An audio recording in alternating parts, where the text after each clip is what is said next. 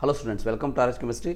So ಈ ಒಂದು ವಿಡಿಯೋದಲ್ಲಿ KCET 2024 ಅಪ್ಲಿಕೇಶನ್ ಅನ್ನು ಹೇಗೆ ಫಿಲ್ ಮಾಡಬೇಕು ಅನ್ನೋದನ್ನ ಸ್ಟೆಪ್ ವೈಸ್ ನಿಮಗೆ ಸ್ಕ್ರೀನ್ ಶಾಟ್ ಅನ್ನು ತೆಗೆದು ಎಕ್ಸ್ಪ್ಲೇನ್ ಮಾಡ್ತಾ ಇದ್ದೀನಿ. ಸೊ ಅದರಲ್ಲಿ ಯಾವ ರೀತಿ ಪ್ರಾಬ್ಲಮ್ಗಳು ಬರಬಹುದು, ನೀವು ಏನು ಮಾಡಬಹುದು ಅನ್ನೋದನ್ನು ಕೂಡ ಹೇಳ್ತಾ ಇದ್ದೀನಿ. ಸೊ KE ಅವರು ಹಾಗೆ ನೋಡಿದರೆ ಸಿಂಪಲ್ ಮಾಡ್ತೀನಿ ಅಂತ ಹೇಳಿ ಸ್ವಲ್ಪ ಕಾಂಪ್ಲಿಕೇಟೆಡ್ ಮಾಡಿದಾರ ಅಂತ ಅನಿಸ್ತದೆ. ಬಟ್ ಮುಂದಿನ ಒಂದು ವೆರಿಫಿಕೇಶನ್ ಸ್ಟೆಪ್ಸ್ ಏನಿದೆ ಅದು ಬಹಳ ಸಿಂಪಲ್ ಆಗಿ ಆಗ್ತದೆ. ವೆರಿಫಿಕೇಶನ್ ನೀವು ಎಲ್ಲೂ ಹೋಗುವಂತ ಅವಶ್ಯಕತೆ ಇರೋದಿಲ್ಲ. That is well and better. But application form ಅನ್ನು ಹಾಕಬೇಕಾದ್ರೆ ಕೆಲವೊಂದು ಮಿಸ್ಟೇಕ್ಸ್ಗಳನ್ನು ಮಾಡಬೇಡಿ. ಸೊ ಕೆಲವೊಂದು ಮಿಸ್ಟೇಕ್ಸ್ಗಳನ್ನು ಮಾಡಿದರೆ ಅದು ಬಹಳ ಪ್ರಾಬ್ಲಮ್ ಅನ್ನು ಕೊಡುವಂತಹ ಚಾನ್ಸಸ್ಗಳು ಇರ್ತದೆ. ಸೊ ಈಗ ನೋಡ್ತಾ ಹೋಗಿ.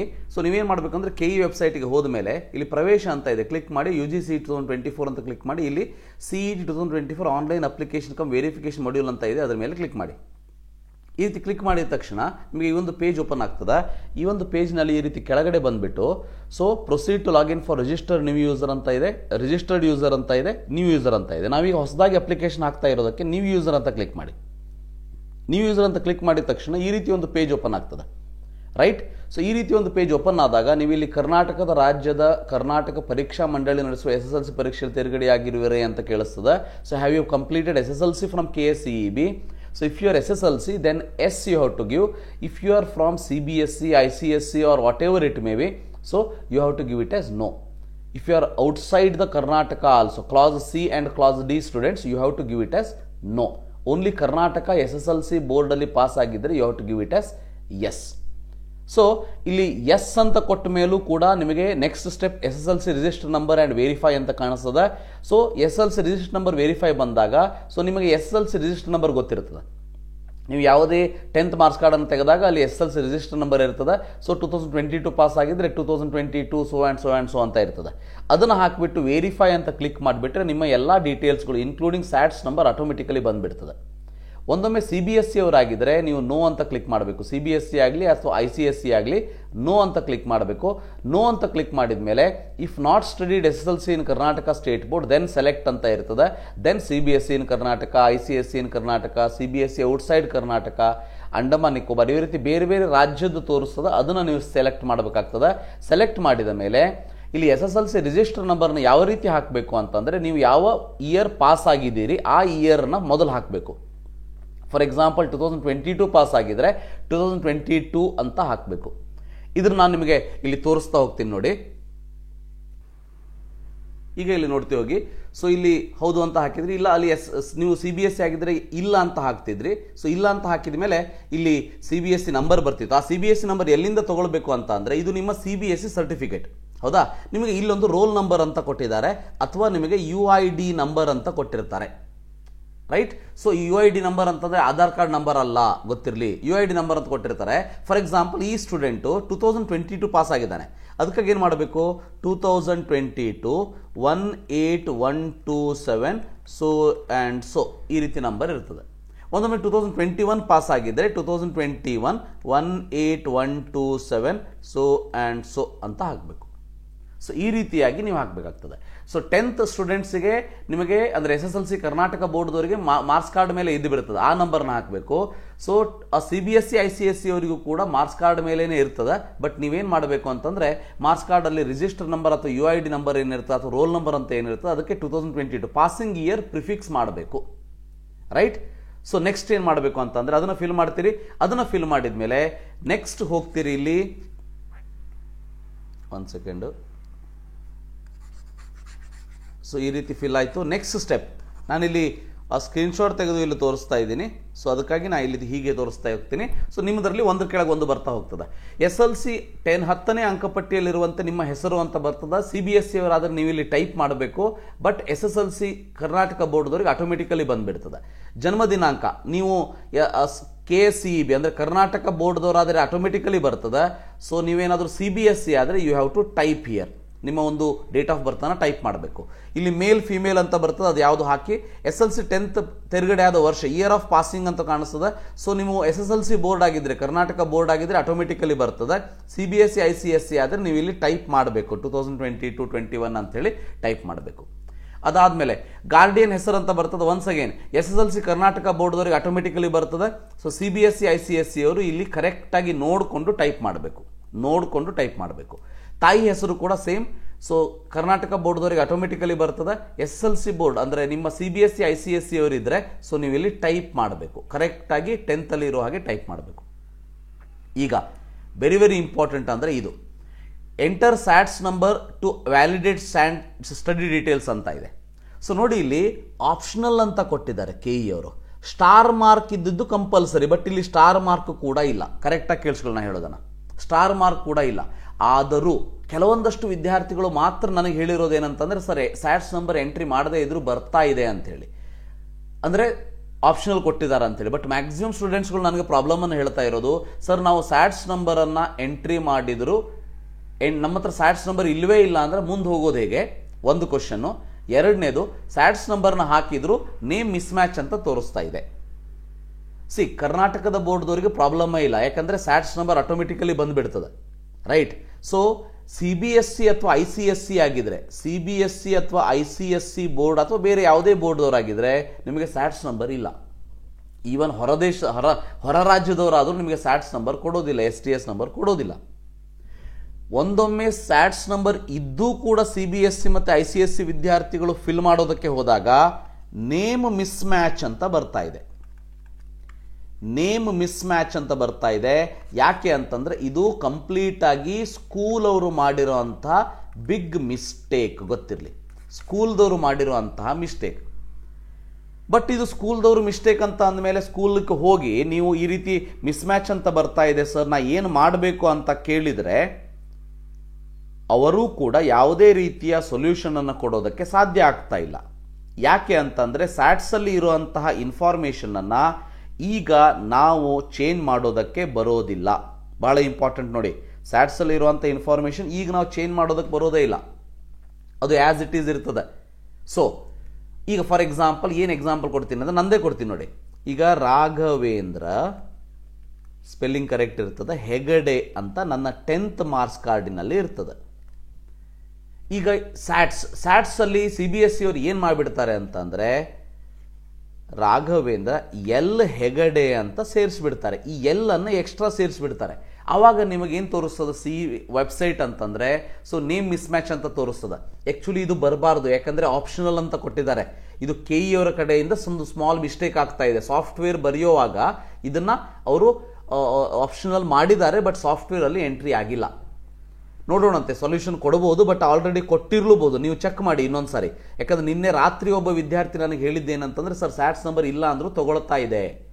ಹಾಗೇನಾದರೂ ತಗೊಳ್ತಾ ಇದೆ ಅಂದರೆ ವೆಲ್ ಆ್ಯಂಡ್ ಗುಡ್, ತಗೊಳ್ತಾ ಇಲ್ಲ ಅಂತ ಅಂದರೆ ಸೊ ಇಲ್ಲಿ ಮಿಸ್ಟೇಕ್ ತೋರಿಸ್ತಾ ಇದೆ. ಇದು ಸ್ಕೂಲ್ ಅವ್ರ ಮಿಸ್ಟೇಕ್ ಆಗಿರೋದ್ರಿಂದ ತೋರಿಸ್ತಾ ಇದೆ. ನೀವು ಸ್ಕೂಲಿಗೆ ಹೋದರೂ ಕೂಡ ನಾವೀಗ ಏನು ಮಾಡೋದಕ್ಕೂ ಬರೋದಿಲ್ಲ ಅಂತ ಹೇಳ್ತಾರೆ. ಬಟ್ ಇದಕ್ಕೂ ಒಂದು ಸೊಲ್ಯೂಷನ್ ಇದೆ, ಸೊಲ್ಯೂಷನ್ ಇಲ್ಲ ಅಂತೇನಿಲ್ಲ, ಇದಕ್ಕೂ ಕೂಡ ಒಂದು ಸೊಲ್ಯೂಷನ್ ಇದೆ. ಸೊ ಆ ಸೊಲ್ಯೂಷನ್ ನಾನಿಲ್ಲಿ ಹೇಳೋದಿಲ್ಲ, ಬಟ್ ನೀವು ಸ್ಕೂಲಿಗೆ ಹೋಗಿ ಕೇಳಿದರೆ ಸೊಲ್ಯೂಷನ್ ಸಿಕ್ತಂದ್ರೆ well and good, right. So ಇಲ್ಲ KE ಅವರಿಗೆ ನೀವು ಮೆಸೇಜ್ ಮಾಡಬೇಕಾಗ್ತದೆ. ಸೊ ನನ್ನ ಒಂದು ಪರ್ಸನಲ್ ಗೈಡೆನ್ಸ್ ನಿಮಗೆ ಏನಾದರೂ ಬೇಕು ಅಂತಂದರೆ ಈ ನಂಬರಿಗೆ ವಾಟ್ಸಪ್ ಮಾಡಿ 8277448606. ಇದಕ್ಕೆ ವಾಟ್ಸಪ್ ಮೆಸೇಜ್ ಮಾಡಿ, ಕಾಲ್ ಮಾಡೋದಕ್ಕೆ ಹೋಗಬೇಡಿ, ವಾಟ್ಸಪ್ ಮೆಸೇಜ್ ಮಾಡಿ. ಸೊ ಪರ್ಸನಲ್ ಗೈಡೆನ್ಸ್ ನಿಮಗೆ ಏನಾದರೂ ಬೇಕು ಅಂದರೆ ಇದು ಪೇಯ್ಡ್ ಪರ್ಸನಲ್ ಗೈಡೆನ್ಸ್ ಆಗಿರ್ತದೆ. ಯಾಕಂದರೆ ನಿಮಗೆ ಮೊಬೈಲಲ್ಲಿ ಅಂದರೆ ಫೋನಲ್ಲಿ ಅಥವಾ ಈ ಒಂದು ಮೆಸೇಜಲ್ಲಿ ಮಾಡಿರ್ತೀನಿ. ಸೊ ಕಂಪ್ಲೀಟ್ ಗೈಡೆನ್ಸ್ ಬೇಕಂತಂದ್ರೂ ಕೂಡ ನೀವು ನನಗೆ ಕೇಳ್ಬೋದು. ಸಾರಥಿ ಮತ್ತು ಸಾರಥಿ ಪ್ಲಸ್ ಬ್ಯಾಚ್ ಅಂತ ಇದೆ. So those who want you can take the details and join, right. So ಇದರಲ್ಲಿ ಇಂಥದ್ದೇನೇ ಪ್ರಾಬ್ಲಮ್ ಇದ್ದರೂ ಕೂಡ ಸಾಲ್ವ್ ಮಾಡೋಣಂತೆ. ನೆಕ್ಸ್ಟು ನಿಮ್ಮ ವಾಟ್ ಈಸ್ ಯುವರ್ ಕ್ವಾಲಿಫಿಕೇಶನ್ ಅಂತ ಕಾಣಿಸ್ತದೆ. ಇಲ್ಲಿ PU2 ಅಂತ ಅಷ್ಟೇ ಬರ್ತದೆ. ಸೊ ಅದನ್ನು ಸೆಲೆಕ್ಟ್ ಮಾಡ್ತೀರಿ, ಮುಂದೆ ಹೋಗ್ತೀರಿ. ಅದಾದಮೇಲೆ ಇಂಪಾರ್ಟೆಂಟ್ ನ್ಯಾಷನಾಲಿಟಿ ಇಂಡಿಯನ್, ಸೊ ನಾನ್ ರೆಸಿಡೆಂಟ್ ಫಾರಿನರ್ ಅಂತ ಕೇಳಿಸ್ತದೆ. ಸೊ ಇಂಡಿಯನ್ ಅಂತ ಸೆಲೆಕ್ಟ್ ಮಾಡ್ತೀರಿ ಮ್ಯಾಕ್ಸಿಮಮ್. ಇಲ್ಲಿ ಇಮೇಲ್ ಮಾತ್ರ ನಿಮ್ಮದೇ ಕರೆಕ್ಟ್ ಇಮೇಲ್ ID-ಯನ್ನು ಹಾಕಿ, ಯಾಕಂದರೆ ಒಂದಷ್ಟು ಇನ್ಫಾರ್ಮೇಷನ್ ಇಮೇಲಿಗೆ ಬರಬಹುದು. ಇನ್ನು ಕೆಳಗಡೆ ಕಾಣ್ತಾ ಇರುವಂಥ ಕ್ಯಾಪ್ಚಾವನ್ನು ಇಲ್ಲಿ ಎಂಟರ್ ಮಾಡಿ, ಮೊಬೈಲ್ ನಂಬರನ್ನು ನಿಮ್ಮದೇ ಮೊಬೈಲ್ ನಂಬರ್, ಕರೆಕ್ಟ್ ಮೊಬೈಲ್ ನಂಬರನ್ನು ಹಾಕಿ. ವೆರಿ ಇಂಪಾರ್ಟೆಂಟ್, ನಿಮ್ಮದೇ ಕರೆಕ್ಟ್ ಮೊಬೈಲ್ ನಂಬರನ್ನು ಹಾಕಿ. ಇವಿಷ್ಟೆಲ್ಲ ಹಾಕಿದ ಮೇಲೆ ಇಲ್ಲಿ ನೀವು ಪಾಸ್ವರ್ಡನ್ನು ಸೆಟಪ್ ಮಾಡಬೇಕು. ಸೊ ಪಾಸ್ವರ್ಡನ್ನು ನೀವು ಇಲ್ಲಿ ಸೆಟ್ ಮಾಡ್ತೀರಿ. ಸೊ ಒಂದು ಕ್ಯಾಪಿಟಲ್ ಲೆಟರ್ ಇರಬೇಕು, ಒಂದು ಸ್ಮಾಲ್ ಲೆಟರ್ ಇರಬೇಕು, ಸೊ ಅಥವಾ ಈ ರೀತಿ ಸ್ಪೆಷಲ್ ಕ್ಯಾರೆಕ್ಟರ್ ಇರಬೇಕು, ನಂಬರ್ ಇರಬೇಕು. ಇವೆಲ್ಲ ಒಂದು ಪಾಸ್ವರ್ಡನ್ನು ಸೆಲೆಕ್ಟ್ ಮಾಡಿ ಅದನ್ನು ಎಂಟರ್ ಮಾಡಿ, ಪಾಸ್ವರ್ಡನ್ನು ಎಂಟರ್ ಮಾಡಿ ರಿಜಿಸ್ಟ್ರೇಷನ್ ಅನ್ನೋದ್ರ ಮೇಲೆ ಕ್ಲಿಕ್ ಮಾಡಿ. ಬಹಳ ಸಿಂಪಲ್ಲು. ಇದು CBSE ಅವರಿಗಾಗಿರ್ಬೋದು, ಸ್ಟೇಟ್ದವರಿಗಾಗಿರ್ಬೋದು, ಸೇಮ್ ಮೆಥಡನ್ನೇ ನೀವು ಫಾಲೋ ಮಾಡಬೇಕು. ಓನ್ಲಿ CBSE ಅವರು ಕೆಲವೊಂದು ಇನ್ಫಾರ್ಮೇಷನನ್ನು ಮ್ಯಾನುವಲಿ ಫಿಲ್ ಮಾಡ್ತೀರಿ. ಸೊ ಕೆಲವೊಂದು ಇನ್ಫಾರ್ಮೇಷನ್ ನೀವು ಆಟೋಮೆಟಿಕಲಿ ಕರ್ನಾಟಕ ಬೋರ್ಡ್ ಆಗಿದ್ರೆ ಬರ್ತದೆ. ಇಲ್ಲಿ ಇನ್ನೊಂದು ಪಾಯಿಂಟನ್ನು ಹೇಳೋದಕ್ಕೆ ಇಷ್ಟಪಡ್ತೀನಿ. ಇಲ್ಲಿ ಸ್ಯಾಟ್ಸ್ ನಂಬರ್ ನಿಮ್ದು ಯಾವಾಗ name mismatch, not according to SSLC marks card ಅಂತ ಬರ್ತದೆ, ಯಾವುದೇ ಕಾರಣಕ್ಕೂ ಮಿಸ್ಟೇಕನ್ನು ಮಾಡೋದಕ್ಕೆ ಹೋಗಬೇಡಿ. ಸ್ಯಾಟ್ಸಲ್ಲಿ ಇರೋ ಹಾಗೆ SSLC ಇಲ್ಲಿ ಏನು ಕಾಣಿಸ್ತದ, ಇಲ್ಲಿ ನಿಮ್ಮ ಹೆಸರನ್ನು ಹಾಕೋದಕ್ಕೆ ಹೋಗಬೇಡಿ. ಮಿಸ್ಟೇಕ್ ಆಗ್ತದೆ, ಮುಂದೆ ಬಹಳ ಪ್ರಾಬ್ಲಮ್ ಆಗ್ತದೆ. ಕರೆಕ್ಟ್ ಅರ್ಥ ಮಾಡ್ಕೊಳ್ಳಿ. ಸ್ಯಾಟ್ಸ್ ನಂಬರ್ ಹಾಕಿದಾಗ CBSE ICSE ಅವರು ನಿಮ್ಮದು ನೇಮ್ ಮಿಸ್ ಮ್ಯಾಚ್ ಅಂತ ಬಂದರೆ ಸ್ಯಾಟ್ಸ್ ಅಲ್ಲಿ ಏನು ನೇಮ್ ಇದೆ ಅನ್ನೋದನ್ನು ಅವರು ಡಿಸ್ಪ್ಲೇ ಮಾಡ್ತಾರೆ. ಸೊ ಆ ನೇಮನ್ನು ಹಾಕಿಬಿಟ್ಟು ಮುಂದೆ ಹೋಗೋದಕ್ಕೆ ಹೋಗಬೇಡಿ ಯಾವುದೇ ಕಾರಣಕ್ಕೂ. ಸೊ ಪ್ರಾಬ್ಲಮ್ ಆಗ್ತದೆ. ದಯವಿಟ್ಟು ನಿಮ್ಮ ಸ್ಕೂಲಿಗೆ ಹೋಗಿ ಚೇಂಜ್ ಮಾಡ್ತಾರ ಕೇಳಿ ನೋಡಿ, ಇಲ್ಲ KE ಅವರಿಗೆ ಫೋನ್ ಮಾಡಿ ಕೇಳಿ. ಸೊ ಇಲ್ಲ ನನ್ನ ವಾಟ್ಸಪ್ ಗ್ರೂಪ್ ಜಾಯ್ನ್ ಆಗಿ.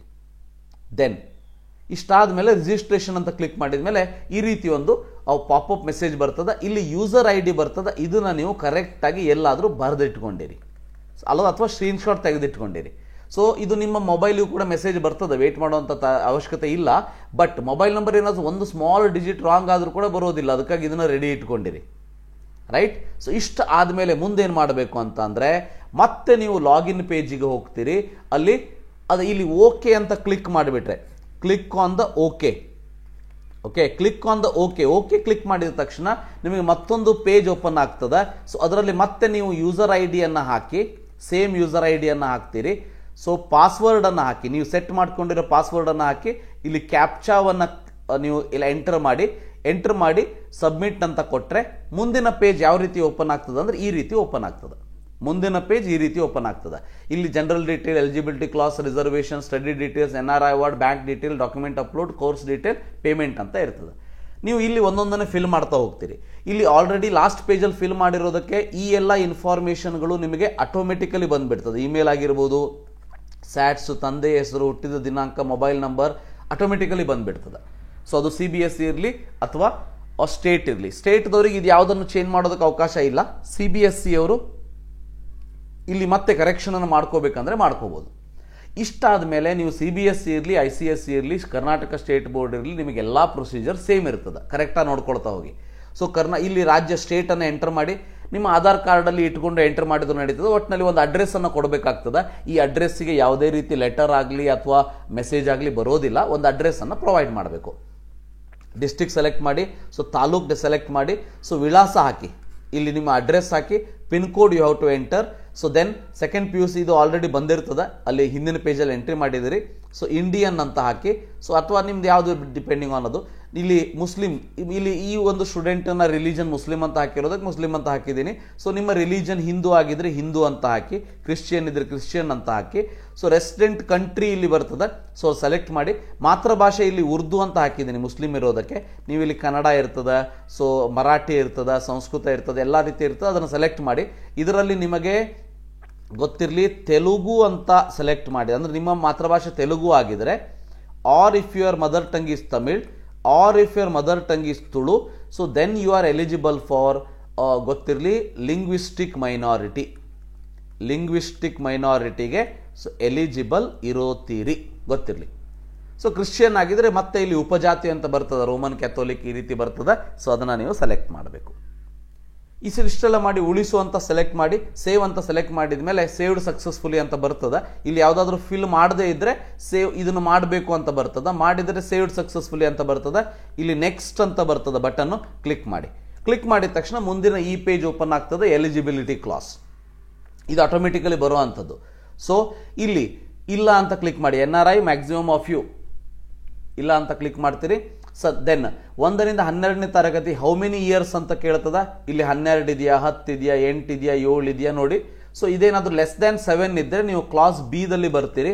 ಆವಾಗ ಮುಂದಿನ ಒಂದು ಟ್ಯಾಬ್ ಓಪನ್ ಆಗ್ತದೆ, ನಿಮ್ಮ ಪೇರೆಂಟ್ಸ್ ಸ್ಟಡಿ ಬಗ್ಗೆ ಓಪನ್ ಆಗ್ತದೆ.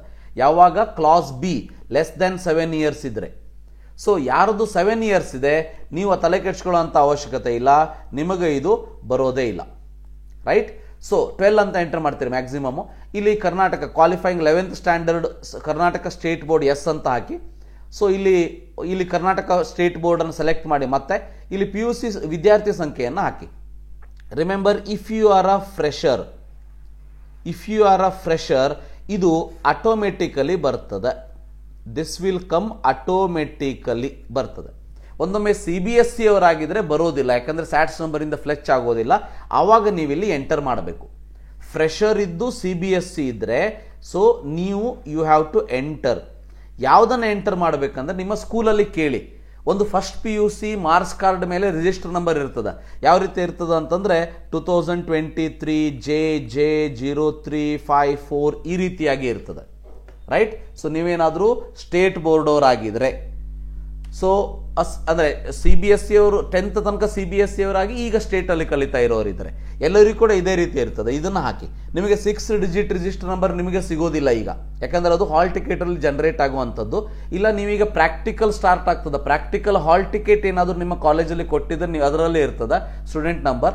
ಇಲ್ಲ ಅಂದರೆ ಕಾಲೇಜಲ್ಲಿ ಕೇಳಿ, ಅವರು ಕೊಡ್ತಾರೆ, ಆ ಸ್ಟೂಡೆಂಟ್ ನಂಬರ್ ಎಂಟ್ರಿ ಮಾಡಿ.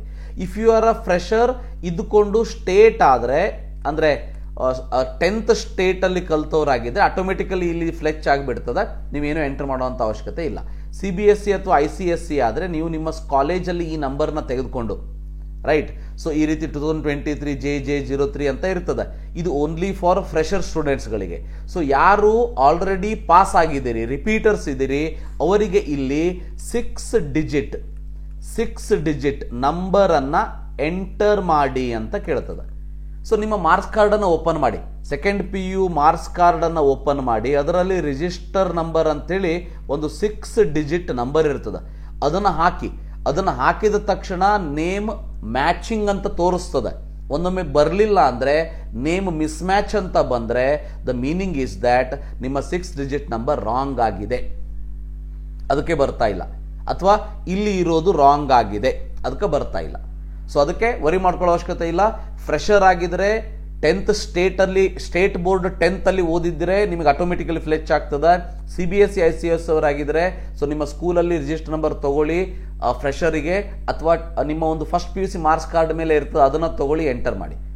ಯಾರು ಆಲ್ರೆಡಿ ಪಾಸಿಂಗ್ ಇದ್ದೀರಿ, ರಿಪೀಟರ್ಸ್ಗಳಿದ್ದೀರಿ, 6 ಡಿಜಿಟ್ ನಂಬರ್ ನಿಮ್ಮ ಸೆಕೆಂಡ್ PUC ಮಾರ್ಕ್ಸ್ ಕಾರ್ಡ್ ಮ್ಯಾಗ ಇರ್ತದೆ, ಅದನ್ನು ಎಂಟರ್ ಮಾಡಿ.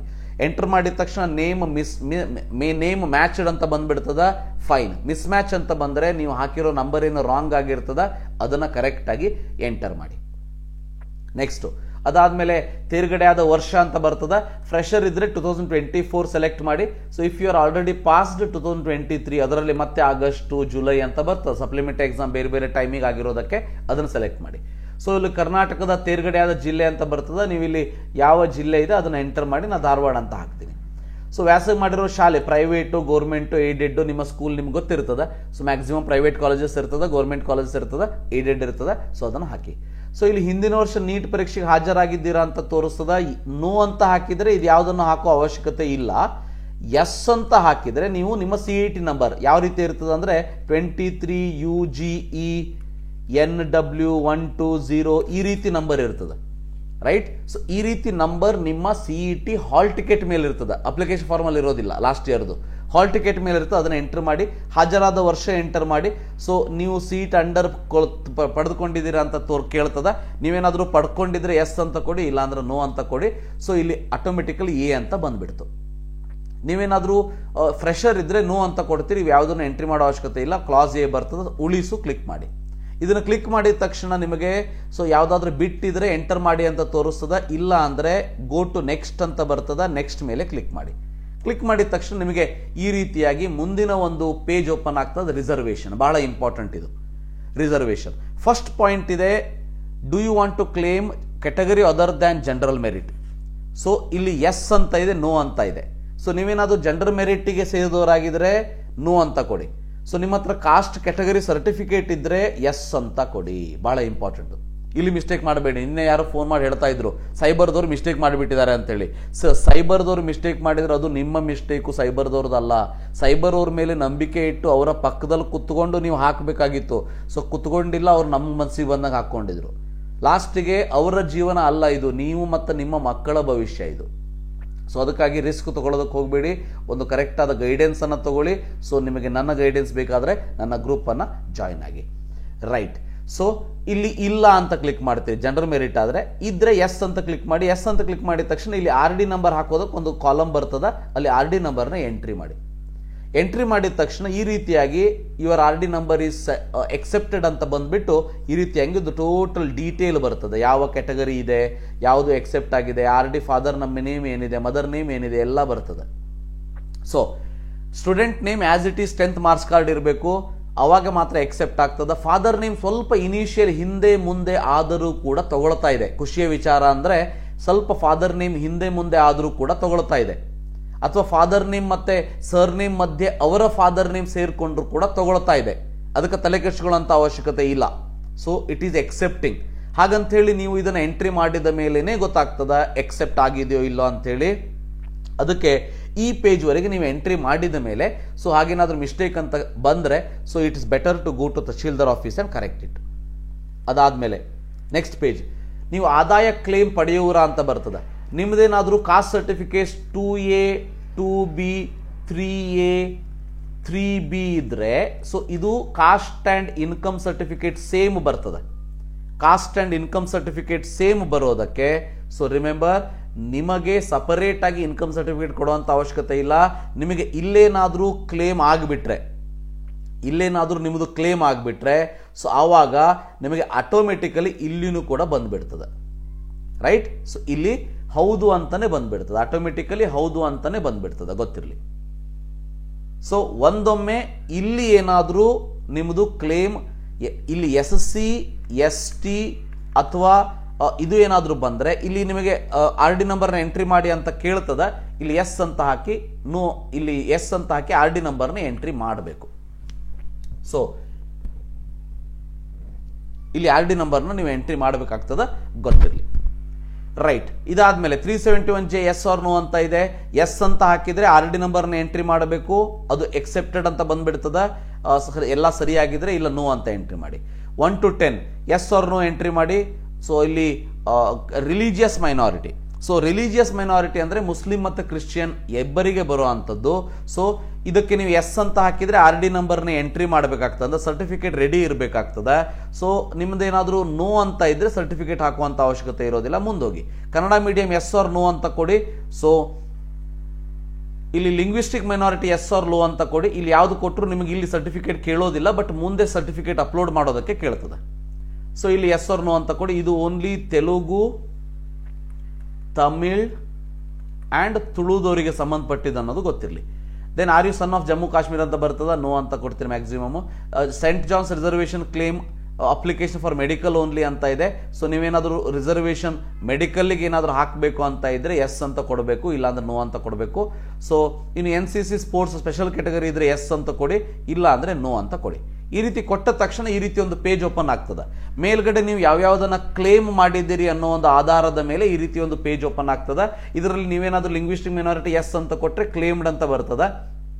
ಸೊ ಕನ್ನಡ ಮೀಡಿಯಂ ಕೊಟ್ರೆ ಕ್ಲೇಮ್ಡ್ ಅಂತ ಬರ್ತದೆ, ರೂರಲ್ ಕೊಟ್ರೆ ಕ್ಲೇಮ್ಡ್ ಅಂತ ಬರ್ತದೆ. ಸೊ ಕಲ್ಯಾಣ ಕರ್ನಾಟಕ ಕೊಟ್ರೆ ಇಲ್ಲಿ ಆರ್ ಡಿ ನಂಬರ್ ಬಂದ್ಬಿಡ್ತದೆ. ಎಸ್ ಅಂತ ಇದ್ರೆ ಆರ್ ಡಿ ನಂಬರ್ ಬಂದ್ಬಿಡ್ತದೆ, ಗೊತ್ತಿರಲಿ. ಇದಾದ್ಮೇಲೆ ಇಲ್ಲಿ ಸೇವ್ ಅಂತ ಕ್ಲಿಕ್ ಮಾಡ್ತೀರಿ.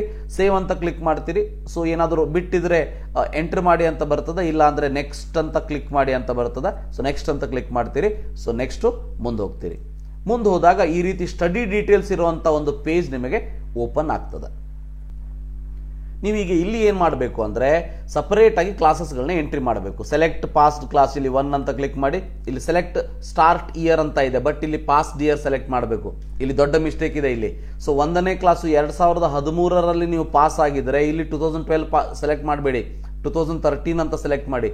ಪಾಸ್ಟ್ ಇಯರ್ ಇಲ್ಲಿ ಅಂತ ಇದೆ, ಇಲ್ಲಿ ಸೆಲೆಕ್ಟ್ ಸ್ಟಾರ್ಟ್ ಇಯರ್ ಅಂತ ಇದೆ. ರೈಟ್. ಸೊ ಇಲ್ಲಿ ಬಹಳ ಕನ್ಫ್ಯೂಸ್ ಆಗುವಂಥದ್ದು. ಬಟ್ ಇಲ್ಲಿನೂ ಕೂಡ ಪಾಸ್ಟ್ ಇಯರೇ ನೀವು ಎಂಟ್ರಿ ಮಾಡಿ. ಸೆಲೆಕ್ಟ್ ಬೋರ್ಡ್ ಇಲ್ಲಿ ಬರ್ತದೆ, ಎಲ್ಲ ಇದನ್ನು ಕ್ಲಿಕ್ ಮಾಡಿದ ತಕ್ಷಣ ಡ್ರಾಪ್ ಡೌನ್ ಮೆನು ಬರ್ತದೆ, ಕ್ಲಿಕ್ ಮಾಡಿ. ಶೈಕ್ಷಣಿಕ ಜಿಲ್ಲೆ ಯಾವುದು ಜಿಲ್ಲೆ ಅಂತ ಕ್ಲಿಕ್ ಮಾಡಿ. ಸೊ ಇಲ್ಲಿ ನಿಮ್ಮ ಕಾಲೇಜ್ ಸೆಲೆಕ್ಟ್ ಮಾಡ್ಕೊಳ್ಳೋದಕ್ಕೆ ಬರ್ತದೆ. ಇಲ್ಲಿ ಎರಡೂ ರೀತಿ ಆಪ್ಷನ್ ಇದೆ. ನೀವೇನಾದ್ರು CBSE ಅವರಾಗಿದ್ರು, ICSE ಅವರಾಗಿದ್ರು, ಅಥವಾ ಕರ್ನಾಟಕ ಸ್ಟೇಟ್ ಬೋರ್ಡ್ ಆಗಲಿ, ಕೆಲವೊಂದಷ್ಟು ಸ್ಟೂಡೆಂಟ್ಸ್ಗಳಿಗೆ ನೀವೇ ಟೈಪ್ ಮಾಡಿ ಅಂತ ಬರ್ಬೋದು. ಹಾಗಿದ್ರೆ ಟೈಪ್ ಮಾಡಿ. ಒಂದೊಮ್ಮೆ ಆಟೋಮೆಟಿಕಲಿ ಫ್ಲೆಚ್ ಆಗೋದಿದ್ರೆ ಸೊ ಇಲ್ಲಿ ನೀವು ಕ್ಲಿಕ್ ಮಾಡಿದ ತಕ್ಷಣ ನಿಮಗೆ ಎಲ್ಲ ಕಾಲೇಜ್ ಲೀಸ್ಟ್ ಬರ್ತದೆ ಆ ಜಿಲ್ಲೆಯಲ್ಲಿರೋದು. ಅದರಲ್ಲಿ ಕರೆಕ್ಟಾಗಿ ಒಂದೊಂದೊಂದೊಂದೇ ನೋಡಿಕೊಂಡು ಸೆಲೆಕ್ಟ್ ಮಾಡಿ. ಸೊ ಸ್ಟಡಿ ಡೀಟೇಲ್ಸ್ ಆ್ಯಡ್ ಮಾಡೋದು ಭಾಳ ಸಿಂಪಲ್ ಇರ್ತದೆ, ಆ್ಯಡ್ ಮಾಡಿ. ಸೊ ನಾವು ಈಗ ನೀವೇನಾದರೂ ಸ್ಟೇಟ್ ಬೋರ್ಡ್ ಆಗಲಿ ಅಥವಾ CBSE ಆಗಲಿ ಅಥವಾ ICSE ಆಗಲಿ ನಿಮ್ಮ ಹತ್ರ ಏನಾದರೂ ಸ್ಯಾಟ್ಸ್ ನಂಬರ್ ಇದ್ದರೆ, ಸ್ಯಾಟ್ಸ್ ನಂಬರ್ ನೀವು ಮೊದಲೇ ಹಾಕಿರ್ತೀರಿ ಅಲ್ವಾ, ಆ ಸ್ಯಾಟ್ಸ್ ನಂಬರಲ್ಲಿ ಕೆಲವೊಂದು ಡೀಟೇಲ್ಸ್ಗಳು ಆಟೋಮೆಟಿಕಲಿ ಫ್ಲೆಚ್ ಆಗಿಬಿಡ್ತದೆ. ಯಾವ ರೀತಿ ಫ್ಲೆಚ್ ಆಗ್ತದೆ ಅಂದರೆ ಈ ರೀತಿ ಬರ್ತದೆ ನೋಡಿ. ಇಲ್ಲಿ ಕೆಳಗಡೆನೆ ಬರುವಂಥದ್ದು ನಾನು ನೆಕ್ಸ್ಟ್ ಪೇಜಲ್ಲಿ ತೋರಿಸ್ತಾ ಇದ್ದೀನಿ. ಇಲ್ಲಿ ಕೆಳಗಡೆ ಬರ್ತಾ ಹೋಗ್ತದೆ ನೋಡಿ. ಈ ರೀತಿಯಾಗಿ ನಿಮ್ದು ಏನಾದರೂ ಗ್ರೀನಲ್ಲಿ ಬಂದರೆ, ಗ್ರೀನಲ್ಲಿ ಬಂದಿರೋದರ ಮೀನಿಂಗ್ ಏನಂತಂದ್ರೆ ವರಿ ಮಾಡ್ಕೊಳ್ಳೋ ಅವಶ್ಯಕತೆ ಇಲ್ಲ. So it is automatically fetched from the SATS, automatically obtained from the SATS. So ಯಾವುದು ಇಲ್ಲ 1 2 3, ಫಾರ್ ಎಕ್ಸಾಂಪಲ್ ಈ ಸ್ಟೂಡೆಂಟ್ದು 1 2 3 ಇಲ್ಲ. ನೀವೇನು ಮಾಡಬೇಕಂದ್ರೆ 1 2013 ಸೆಲೆಕ್ಟ್ ಮಾಡಿ, ಸ್ಕೂಲನ್ನು ಸೆಲೆಕ್ಟ್ ಮಾಡಿ, ಸೊ ಕರ್ನಾಟಕ ಸ್ಟೇಟ್ ಬೋರ್ಡ್ ಅಂತ ಸೆಲೆಕ್ಟ್ ಮಾಡಿ, ಸೊ ಪಾಸ್ಟ್ ಇಯರ್ 2 ಅಂತ ಸೆಲೆಕ್ಟ್ ಮಾಡಿ. ಇಲ್ಲಿ ಈ ಪೇಜಲ್ಲಿ ಪಾಸ್ಟ್ ಇಯರ್ 2 ಅಂತ ಮಾಡ್ತೀರಿ, 2014 ಅಂತ ಸೆಲೆಕ್ಟ್ ಮಾಡ್ತೀರಿ. ಸೊ ಇಲ್ಲಿ you will select this. So ಇದರಲ್ಲಿ ನೀವು ಈ ಒಂದು ಬೋರ್ಡನ್ನು ಸೆಲೆಕ್ಟ್ ಮಾಡ್ತೀರಿ, ಜಿಲ್ಲೆಯನ್ನು ಸೆಲೆಕ್ಟ್ ಮಾಡ್ತೀರಿ, ಇಲ್ಲಿ ಕಾಲೇಜ್ ಸೆಲೆಕ್ಟ್ ಮಾಡಬೇಕು. ಯಾವ್ಯಾವುದು ನಿಮಗೆ ಬರೋದಿಲ್ಲ ಅದು. ಸರ್ ಈಗ ಒಂದೊಮ್ಮೆ ನಿಮಗೆ 12 ವರ್ಷ ಬಂದೇ ಇಲ್ಲ ಅಂತಂದ್ರೆ ಆವಾಗಲೂ ತಲೆ ಕೆಡಿಸ್ಕೊಳ್ಳೋ ಅವಶ್ಯಕತೆ ಇಲ್ಲ. ನೀವು ಇದನ್ನ ಎಂಟ್ರಿ ಮಾಡ್ತಾ ಹೋಗ್ತೀರಾ ಅಷ್ಟೇ ಫಿಸಿಕಲಿ. ಓಕೆ, ಸೊ ನಿಮ್ದೇನಾದ್ರು ಸ್ಯಾಟ್ಸ್ ನಂಬರ್ ರಾಂಗ್ ಇತ್ತು, ಸರಿ ಇರಲಿಲ್ಲ ಅಂದ್ರೆ ಬರೋದಿಲ್ಲ. ಅವಾಗ ನೀವು ಯಾಕೆ ತಲೆ ಕೆಡಿಸ್ಕೊತೀರಿ? ಎಲ್ಲವನ್ನೂ ಎಂಟ್ರಿ ಮಾಡ್ಕೊಳ್ತಾ ಹೋಗ್ತೀರಿ, ರೈಟ್? ಸೊ ಇದನ್ನೆಲ್ಲ ಎಂಟ್ರಿ ಮಾಡ್ಕೊಂಡ್ಮೇಲೆ ಎಲ್ಲ ಕರೆಕ್ಟ್ ಇದೆ ಅಂತ ಚೆಕ್ ಮಾಡಿ ನೆಕ್ಸ್ಟ್ ಅಂತ ಕ್ಲಿಕ್ ಮಾಡಿ, ನೆಕ್ಸ್ಟ್ ಹೋಗಿ. ಇಲ್ಲಿ NRI ವಾರ್ಡ್ ಇದಂತೂ ಏನು ಹಾಕುವಂಥ ಅವಶ್ಯಕತೆ ಇಲ್ಲ, ಮ್ಯಾಕ್ಸಿಮಮ್ ನೀವು NRI ಆಗಿರೋದಿಲ್ಲ. ಆದರೆ ಇಲ್ಲೆಲ್ಲ ಫಿಲ್ ಮಾಡಬೇಕಾಗ್ತದೆ. ಮುಂದುವರಿಯಿರಿ, ನೆಕ್ಸ್ಟ್ ಅಂತ ಕ್ಲಿಕ್ ಮಾಡಿ. ನೆಕ್ಸ್ಟ್ ಬ್ಯಾಂಕ್ ಡೀಟೇಲ್ಸ್ ಅಲ್ಲಿ, ಸೊ ಇಲ್ಲಿ ನಿಮ್ಮ ಬ್ಯಾಂಕ್ ಅಕೌಂಟ್ ಹೋಲ್ಡರ್ ನೇಮ್ ಹಾಕಿ. ಸೊ ಇಲ್ಲಿ ಎಲ್ಲರೂ ಸ್ಟೂಡೆಂಟ್ದೇ ಹಾಕಬೇಕು ಅಂತ ಅನ್ಕೊಂಡ್ಬಿಟ್ಟಿದ್ದಾರೆ. ಅಂದ್ರೆ ಸ್ಟೂಡೆಂಟ್ದೇ ಕಂಪಲ್ಸರಿ ಹಾಕಬೇಕು, ಎಲ್ಲೂ ಕೂಡ ಮೆನ್ಷನ್ ಇಲ್ಲ. ಒಂದೊಮ್ಮೆ ಸ್ಟೂಡೆಂಟ್ದು ನಿಮ್ಮ ಹತ್ರ ಇದ್ರೆ ಹಾಕಿ, ಇಲ್ಲ ಅಂದ್ರೆ ಫಾದರ್ ಆಗಿರ್ಬೋದು, ಮದರ್ ಆಗಿರ್ಬೋದು, ಅವರ ಒಂದು ಡೀಟೇಲ್ಸ್ ಅನ್ನ ಹಾಕಿ. ಓಕೆ ಸರ್, ಇಲ್ಲೇನಾದರೂ ಸ್ಟೂಡೆಂಟ್ ಹಾಕಲಿಲ್ಲ ಅಂದ್ರೆ ಪ್ರಾಬ್ಲಮ್ ಆಗ್ತದ? ಏನೂ ಆಗೋದಿಲ್ಲ. Okay, don't worry. ಅದಾದ್ಮೇಲೆ ಬ್ಯಾಂಕ್ ನೇಮ್ ಯಾವ್ದಂತ ಹಾಕಿ, ಕೆನರಾನೋ, SBI, HDFC ಅಂತ ಹೇಳಿ. ಬ್ರಾಂಚ್ ನೇಮ್ ಹಾಕಿ, ಯಾವ ಊರಿಂದ ಅಂತ ಹೇಳಿ. ಸೊ IFSC ಕೋಡ್ ಎಂಟರ್ ಮಾಡಿ, ಅಕೌಂಟ್ ನಂಬರ್ ಎಂಟ್ರಿ ಮಾಡಿ, ಅಕೌಂಟ್ ನಂಬರ್ ಎಂಟರ್ ಮಾಡಿ. ಅಕೌಂಟ್ ನಂಬರ್ ಎಂಟರ್ ಮಾಡಿದ ತಕ್ಷಣ, ಮಾಡಬೇಕಾದ್ರೆ ಡಾಟ್ ಬರ್ತದ, ಮಾಡಿದ ತಕ್ಷಣ ಡಿಸಪಿಯರ್ ಆಗಿಬಿಡ್ತದೆ. ಇದು ಯಾವುದೇ ರೀತಿ ವರಿ ಮಾಡ್ಕೊಳ್ಳೋಂಥ ಅವಶ್ಯಕತೆ ಇಲ್ಲ. ಸರ್ ಹೋಯ್ತು ಅಂತ ಮತ್ತೊಂದ್ಸಲ ಎಂಟ್ರಿ ಮಾಡಬೇಡಿ. ಸೊ ಹಾಗೇ ಇರ್ತದೆ. ಇಲ್ಲಿ ಎಂಟರ್ ಮಾಡಿದಾಗ ನಿಮಗೆ ಗೊತ್ತಾಗ್ತದೆ ಯಾವ ನಂಬರ್ ಎಂಟ್ರಿ ಮಾಡ್ತಾ ಇದ್ದೀರಿ ಅಂತೇಳಿ. ಇಲ್ಲಿ ಒಂದ್ಸಲ ಕ್ರಾಸ್ ಚೆಕ್ ಮಾಡಿ, ನೀವು ಎಂಟರ್ ಮಾಡಿದ್ರೆ ಕರೆಕ್ಟ್ ಇದೆಯಾ. ಇಲ್ಲಿ ಎಂಟರ್ ಮಾಡಿದ್ರೆ ನಿಮಗೆ ಕಾಣಿಸೋದಿಲ್ಲ, ಬಟ್ ಅದನ್ನೇ ಇಲ್ಲಿ ಎಂಟರ್ ಮಾಡಬೇಕಾಗ್ತದೆ. ಇದರಲ್ಲಿ 1 ಡಿಜಿಟ್ ರಾಂಗ್ ಇದ್ರೂ ರಾಂಗ್ ಅಂತ ತೋರಿಸ್ಬಿಡ್ತದೆ, ಅದಕ್ಕಾಗಿ ವರಿ ಮಾಡ್ಕೊಳ್ಳೋ ಅವಶ್ಯಕತೆ ಇಲ್ಲ. ಸೊ ಇಲ್ಲಿ ಎಂಟರ್ ಮಾಡಿ, ಎಂಟರ್ ಮಾಡಿದ ತಕ್ಷಣ ನಿಮಗೆ ಇಲ್ಲಿನೂ ಕೂಡ ಅಕೌಂಟ್ ನಂಬರ್ ನಿಮಗೆ ಮೆನ್ಷನ್ ಆಗೋದಿಲ್ಲ. ಈ ರೀತಿಯಾಗಿ ಅಲ್ಫಾಬೆಟ್ ಮೆನ್ಷನ್ ಆಗ್ತದೆ. Remember, KEA will never disclose this account number. ಯಾರಿಗೂ ಡಿಸ್ಕ್ಲೋಸ್ ಮಾಡೋದಿಲ್ಲ. ಈವನ್ ಫೈನಲ್ ಅಪ್ಲಿಕೇಶನ್ ಅಲ್ಲೂ ಕೂಡ ನಿಮಗೆ ಇದರಲ್ಲಿ ಡಿಸ್ಕ್ಲೋಸ್ ಆಗೋದಿಲ್ಲ. ಓಕೆ, ವರಿ ಮಾಡ್ಕೊಳಕ್ ಹೋಗಬೇಡಿ. ಸೊ ಇಲ್ಲಿ ಡಾಟ್ ಬರ್ತದೆ, ಎಂಟ್ರಿ ಮಾಡಿ. ಅದಾದ್ಮೇಲೆ ಇಲ್ಲಿ ಎಂಟ್ರಿ ಮಾಡಿದ್ಮೇಲೆ ನಂಬರ್ ಬರ್ತದೆ, ಕರೆಕ್ಟಾಗಿ ಕ್ರಾಸ್ ಚೆಕ್ ಮಾಡಿಕೊಂಡು ಸೊ ಸಬ್ಮಿಟ್ ಅಂತ ಮಾಡಿ, ಸೇವ್ ಅಂತ ಮಾಡಿ. ಸೊ ಎಲ್ಲ ಕರೆಕ್ಟ್ ಇದ್ರೆ ನೆಕ್ಸ್ಟ್ ಅಂತ ಕ್ಲಿಕ್ ಮಾಡಬೇಕಾಗ್ತದೆ. ನೆಕ್ಸ್ಟ್ ಅಂತ ಕ್ಲಿಕ್ ಮಾಡಿ. ನೆಕ್ಸ್ಟ್ ಪೇಜ್ ಹೋದಾಗ ಇಲ್ಲಿ ಇಂಪಾರ್ಟೆಂಟ್ ಅಂದ್ರೆ ಎಲ್ಲ ಡಾಕ್ಯುಮೆಂಟ್ಸ್ ಅನ್ನು ಅಪ್ಲೋಡ್ ಮಾಡಬೇಕು. ಎಲ್ಲ ಡಾಕ್ಯುಮೆಂಟ್ಸ್ ಅಂದ್ರೇನು? ಸೊ ಇಲ್ಲಿ ಮೆಂಡೇಟರಿ ನಿಮ್ಮದು SSLC ಮಾರ್ಕ್ಸ್ ಕಾರ್ಡು, ಕಾಸ್ಟ್ ಇದ್ರೆ ಕಾಸ್ಟ್ ಸರ್ಟಿಫಿಕೇಟು, ರೂರಲ್ ಇದ್ರೆ ರೂರಲ್ ಸರ್ಟಿಫಿಕೇಟು, ಕನ್ನಡ ಮೀಡಿಯಂ ಇದ್ರೆ ಕನ್ನಡ ಮೀಡಿಯಂ ಸರ್ಟಿಫಿಕೇಟು, ಇವನ್ನೆಲ್ಲ ಎಂಟರ್ ಮಾಡಬೇಕು. ಒಂದೊಮ್ಮೆ ಇಲ್ಲಿ ಗೊತ್ತಿರಲಿ, ರೂರಲ್ ಇರಲಿ ಕನ್ನಡ ಮೀಡಿಯಂ ಇರಲಿ, ನೀವು 1ರಿಂದಕ್ಕಿಂತ ಜಾಸ್ತಿ ಸ್ಕೂಲಲ್ಲಿ ಕಲ್ತವರಾಗಿದ್ರೆ ನೀವೇನು ಮಾಡಬೇಕು ಅಂತ ಅಂದರೆ, ರೂರಲ್ ಕನ್ನಡ ಮೀಡಿಯಂ ಅಷ್ಟು ಸ್ಕೂಲ್, ಈಗ 3 ಸ್ಕೂಲ್ ಇದ್ರೆ ರೂರಲ್ 3 PDF ಅನ್ನು ಜಾಯಿನ್ ಮಾಡಿ ಎಂಟರ್ ಮಾಡಬೇಕು.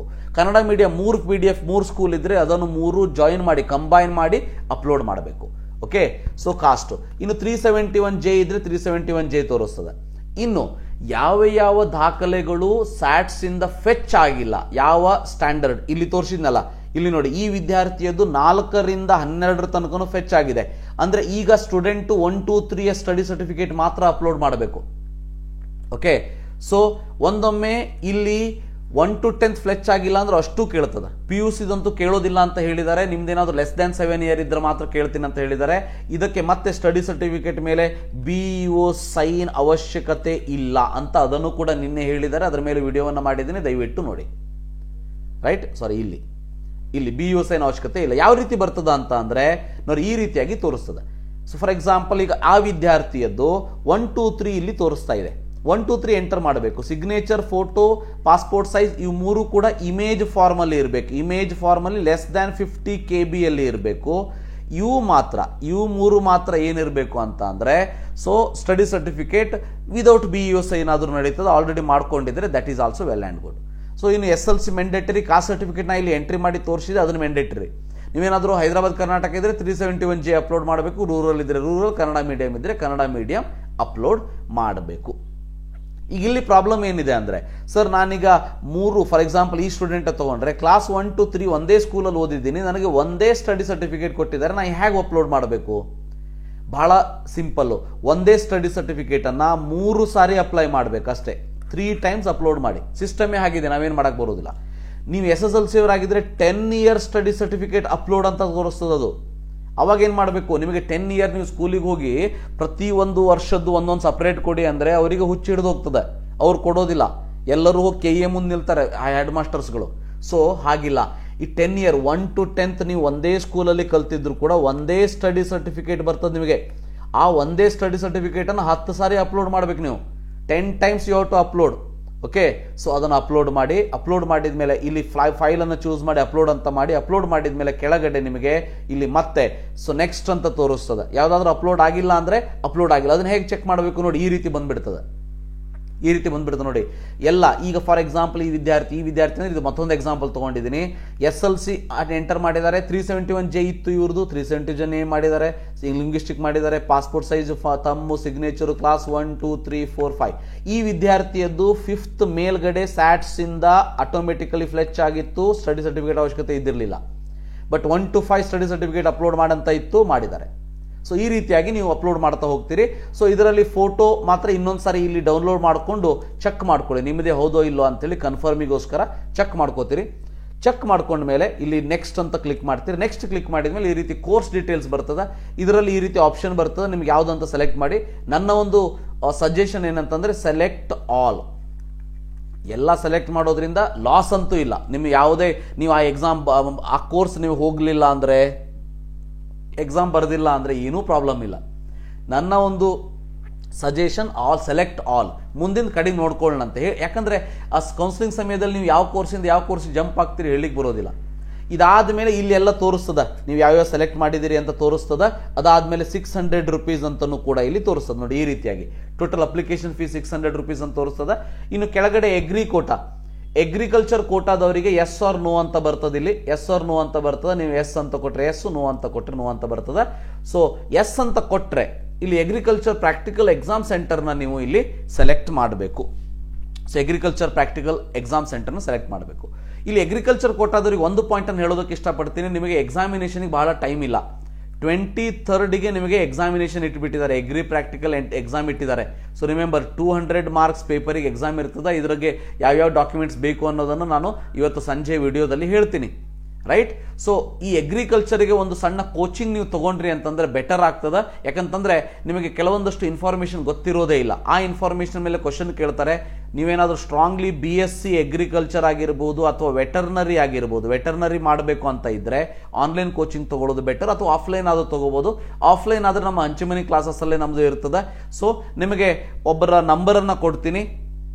ಆ ಒಂದು ನಂಬರನ್ನು ನೀವು ತಗೊಂಡು ಅವರನ್ನು ಕಾಂಟ್ಯಾಕ್ಟ್ ಮಾಡಿದ್ರಿ ಅಂತ ಅಂದರೆ ಸೊ ಇದ್ರ ಬಗ್ಗೆ ಕಂಪ್ಲೀಟ್ ಇನ್ಫಾರ್ಮೇಷನನ್ನು ಕೊಡ್ತಾರೆ. ಸೊ ಎಗ್ರಿ ಝೋನ್ ಅಂತೇಳಿ ಅವ್ರದ್ದು ಒಂದು ಕ್ಲಾಸ್ ಇದೆ, ವಿಜಯ್ ಕುಮಾರ್ ಅಂತೇಳಿ. ಇವರ ನಂಬರ್ನ ತಗೊಳ್ಳಿ, ವಿಜಯ್ ಕುಮಾರ್ ಅಂತೇಳಿ. ಸೊ 8147056336. ರಿಮೆಂಬರ್ 56336. ವಿಜಯ್ ಕುಮಾರ್ ಅಂತ ಇರ್ತಾರೆ, ವಿಜಯ್ ಕುಮಾರ್ ಅಂತೇಳಿ. ಇವರಿಗೆ ನಿಮಗೆ ಯಾವ್ಯಾವ ಡಾಕ್ಯುಮೆಂಟ್ಸ್ ಬೇಕು ಅನ್ನೋದನ್ನು ಕೂಡ ನಿಮಗೆ ಹೆಲ್ಪ್ ಮಾಡ್ತಾರೆ, ಯಾವ ರೀತಿ ಬೇಕು ಅಂತೇಳಿ. ಸೊ ನೀವು ಕೂಡ ಅವರ ಒಂದು ಕೋರ್ಸಿಗೆ ಜಾಯಿನ್ ಆಗ್ಬೋದು. ಕೋರ್ಸ್ ಅಂತಂದರೆ ಆಫ್ಲೈನ್ ಕೋರ್ಸು ಇದೆ, ನಮ್ಮ ಹಂಚಿಮನಿ ಕ್ಲಾಸಸ್ ನಡೆಯುವಂಥದ್ದು. ಆನ್ಲೈನ್ ಕೋರ್ಸು ಕೂಡ ಇದೆ. ಸೊ ಅದನ್ನು ಕೂಡ ಜಾಯಿನ್ ಆಗ್ಬೋದು. ನನ್ನ ಒಂದು mobile app RH chemistry mobile ಆ್ಯಪಿನಲ್ಲಿ ಸೇಮ್ ಇವರದೇ ನಾನು ಒಂದು ಅಗ್ರಿಕಲ್ಚರ್ ಕೋರ್ಸನ್ನು ಮಾಡಿಬಿಟ್ಟು ರಿಲೀಸ್ ಮಾಡಿದ್ದೀನಿ. ಸೊ ಅಗ್ರಿಕಲ್ಚರ್ ಕೋರ್ಸ್ ಇದೆ. ಸೊ 3000 rupees ಏನೋ ಇದೆ. ಆ 3000 rupees ಅಲ್ಲಿ ನಿಮಗೆ ಲೈವ್ ಸ್ಪೆಸಿಮನ್ ಅನ್ನು ಕೂಡ ಅವರು ನಿಮ್ಮ ಮನೆಗೆ ಕಳಿಸ್ಕೊಡ್ತಾರೆ. ಲೈವ್ ಸ್ಪೆಸಿಮನ್ ಅನ್ನು ನಿಮ್ಮ ಮನೆಗೆ ಕಳಿಸ್ಕೊಡ್ತಾರೆ. ಅಂದ್ರೆ ನೀವು ಮನೆಯಲ್ಲಿ ಕೂತ್ಕೊಂಡೆ ಆ ಒಂದು ಸ್ಪೆಸಿಮನ್ ಅನ್ನು ನೋಡಬಹುದು. ಮತ್ತೆ ಆನ್ಲೈನ್ ಕ್ಲಾಸಸ್ಗಳಿರ್ತದೆ. ಸೊ ಬೇಕಂದ್ರೆ ಅದನ್ನು ಜಾಯಿನ್ ಆಗ್ಬೋದು. ಇಲ್ಲ ಅಂತಂದ್ರೆ ವಿಜಯ್ ಕುಮಾರ್ ಅವರಿಗೆ ಫೋನ್ ಮಾಡಿ ಸೊ ಡೀಟೇಲ್ಸ್ ಅನ್ನು ತಗೊಳ್ಳಿ. ಅವರು ನಿಮಗೆ ಆನ್ಲೈನ್ ಕೋಚಿಂಗ್ ಬಗ್ಗೆ ಡೀಟೇಲ್ಸ್ ಅನ್ನು ಹೇಳ್ತಾರೆ, ಆಫ್ಲೈನ್ ಕೋಚಿಂಗ್ ಬಗ್ಗೆ ಹೇಳ್ತಾರೆ. ಮತ್ತೆ ಯಾವ್ಯಾವ ಡಾಕ್ಯುಮೆಂಟ್ಸ್ ಅನ್ನು, ಇನ್ನೂ ಟೈಮ್ ಇದೆ, ಇಲ್ಲಿ ಯಾವುದು ಡಾಕ್ಯುಮೆಂಟ್ಸ್ ಅನ್ನು ಅಪ್ಲೋಡ್ ಮಾಡೋದಕ್ಕೆ ನಿಮಗೆ ಕೇಳೋದಿಲ್ಲ ಎಸ್ ಅಂತ ಕೊಟ್ಟರು ಕೂಡ. ಸೊ ಯಾವ್ಯಾವ ಡಾಕ್ಯುಮೆಂಟ್ಸ್ ಬೇಕು ಅನ್ನೋದನ್ನು ಡೀಟೇಲ್ ಆಗಿ ಹೇಳ್ತಾರೆ, ನೀವು ಅವ್ರನ್ನ ಕಾಂಟ್ಯಾಕ್ಟ್ ಮಾಡ್ಬೋದು. ಇನ್ನು ಕೆಳಗಡೆ where do you like to write a CET entrance examination ಅಂತ ಇದೆ. 2 ಸೆಂಟರ್ನ ಸೆಲೆಕ್ಟ್ ಮಾಡಬೇಕು, 2 ಪ್ರಿಯಾರಿಟಿಯನ್ನು ಸೆಲೆಕ್ಟ್ ಮಾಡಿ. ಸೆಲೆಕ್ಟ್ ಮಾಡಿ ಸಬ್ಮಿಟ್ ಅಂತ ಮಾಡಿದ ತಕ್ಷಣ ಇಲ್ಲಿ ನಿಮಗೆ click to download draft copy ಅಂತ ಬರ್ತದೆ. ಸೊ ಇದನ್ನು ಡೌನ್ಲೋಡ್ ಮಾಡ್ಕೊಳ್ಳಿ. ಇದನ್ನು ಡೌನ್ಲೋಡ್ ಮಾಡಿಕೊಂಡು ಕಂಪ್ಲೀಟಾಗಿ ಚೆಕ್ ಮಾಡಿ, ಥರೋವಾಗಿ ಚೆಕ್ ಮಾಡಿ. ಯಾಕಂದರೆ ಯಾವುದೇ ಮಿಸ್ಟೇಕ್ ಇದ್ರೂ ನೀವು ಮತ್ತೆ ಈಗ ಹಿಂದೆ ಹೋಗಿ ಮಾಡ್ಬೋದು. ಒಂದೊಮ್ಮೆ ನೆಕ್ಸ್ಟ್ ಪೇಜ್ ಅಂತ ಕ್ಲಿಕ್ ಮಾಡಿ ಫೀಸ್ ಪೇಮೆಂಟ್ ಮಾಡಿದಂದ್ರೆ ಮಾಡ್ಲಿಕ್ಕೆ ಬರೋದಿಲ್ಲ. ಅದಕ್ಕೆ ಸೊ ಮುಂದೆ ಕರೆಕ್ಷನ್ ಕೊಡ್ತಾರೆ KE ಅವರು, ಸೊ ಮಾಡ್ಬೋದು, ಬಟ್ ಇಲ್ಲಿ ಬರೋದಿಲ್ಲ. ಅದಕ್ಕೆ ಹೇಳ್ತಾ ಇದ್ದೀನಿ, click here to download draft application copy ಅಂತ ಇದೆ. ಡೌನ್ಲೋಡ್ ಮಾಡ್ಕೊಳ್ಳಿ, ಕ್ರಾಸ್ ಚೆಕ್ ಮಾಡ್ಕೊಳ್ಳಿ. 1 ದಿನ ತಗೊಳ್ಳಿ, 2 ದಿನ ತಗೊಳ್ಳಿ, ಏನೂ ಪ್ರಾಬ್ಲಮ್ ಇಲ್ಲ. ಅದಾದಮೇಲೆ ಸಬ್ಮಿಟ್ ಅಂದರೆ ಇಲ್ಲಿ ಮುಂದೆ ನೆಕ್ಸ್ಟ್ ಪೇಜ್ ಅಂತ ಹೋಗಿ. ಸೊ ನೆಕ್ಸ್ಟ್ ಪೇಜ್ ಅಂತ ಹೋಗ್ಬಿಟ್ಟು ಇಲ್ಲಿ ನಿಮಗೆ ಫೀಸ್ ಪೇಮೆಂಟ್ ಬರ್ತದೆ. ಅದರಲ್ಲಿ ಫೀಸ್ ಪೇಮೆಂಟ್ ಬಗ್ಗೆ ನಾನಿಲ್ಲಿ ತೋರಿಸೋದಿಲ್ಲ, ಯಾಕಂದರೆ ಫೀಸ್ ಪೇಮೆಂಟ್ ನನಗೆ ಮಾಡೋದಕ್ಕೆ ಬರೋದಿಲ್ಲ, ಅಂದರೆ ವಿದ್ಯಾರ್ಥಿಯದಾಗಿರೋದ್ರಿಂದ.